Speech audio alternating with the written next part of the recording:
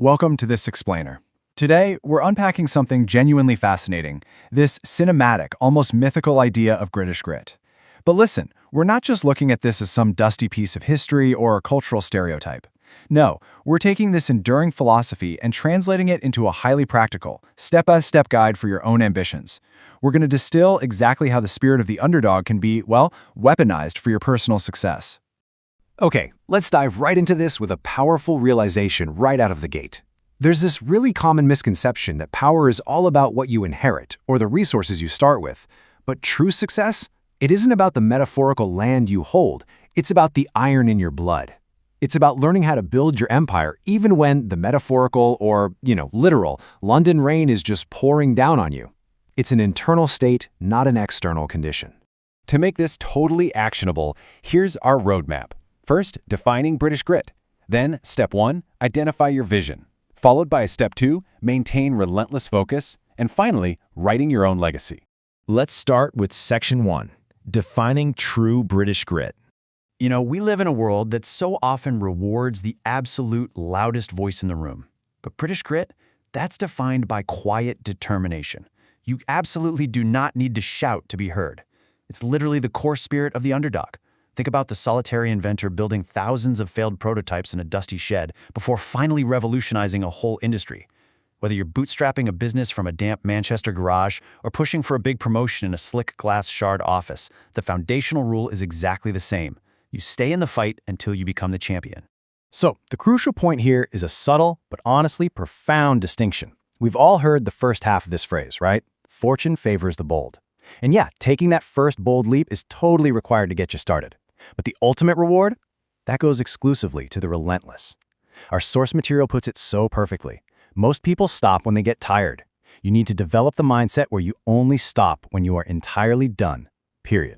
Now, to effectively channel this relentless energy, we can distill the entire philosophy into a really straightforward two-step procedure. Because let's face it, grit without direction is just stubbornness. We need to turn this abstract mindset into a practical engine for your daily life. And that starts with identifying your long-term goals and then mastering the absolute art of focus. Which brings us to section 2. Step 1. Identify your vision. 24. It's kind of sobering when you think about it, but you possess the exact same 24 hours in a day as the historic legends who walked those old cobblestone streets way before you. They didn't have magic clocks or time-bending productivity apps. The engineers of the Industrial Revolution weren't sitting around waiting for the perfect alignment of their digital calendars. The UK, or honestly wherever you happen to be watching from right now, is a launchpad, but only if you use those ticking hours exactly as the empire builders did. And this is where so many of us get paralyzed. We're just waiting for perfect timing. We want the market to be right, the funding to be secure, the stars to perfectly align. But those legends we admire, the conditions were rarely ideal for them. Actually, they were often pretty dismal. Instead of waiting for the right time, they developed a resolute, perfect vision for their long-term goals. Because when you know exactly where you're going, the timing kind of becomes entirely irrelevant. So identifying your vision fundamentally means you must stop waiting for external circumstances to perfectly align.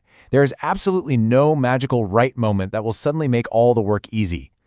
By clarifying your long-term goals, you stop being just a passenger to time, and you start actively creating your own launchpad for the future. All right, section 3. Step 2. Maintain relentless focus. Listen, external obstacles are an absolute guarantee. You are going to face friction, for sure. The metaphorical clouds might stay overhead way longer than you'd like. The wind will definitely blow against you, and most reliably of all, the skeptics will talk. They always do. But your strategy here is incredibly simple. Let them. Seriously, let the skeptics waste their finite energy explaining precisely why your vision can't be achieved, while you remain relentlessly, quietly busy actually doing it. You maintain focus not by fighting the distractions, but by literally starving them of your attention through pure execution. And finally, section 4. Writing your own legacy. This right here is perhaps the most powerful takeaway from our explainer today. We so often think of a legacy as something distant, something written in dusty books about the past by other people. But your legacy is not in the past. It's an active, living document. It is being typed out, keystroke by keystroke, action by action, with every single move you make today.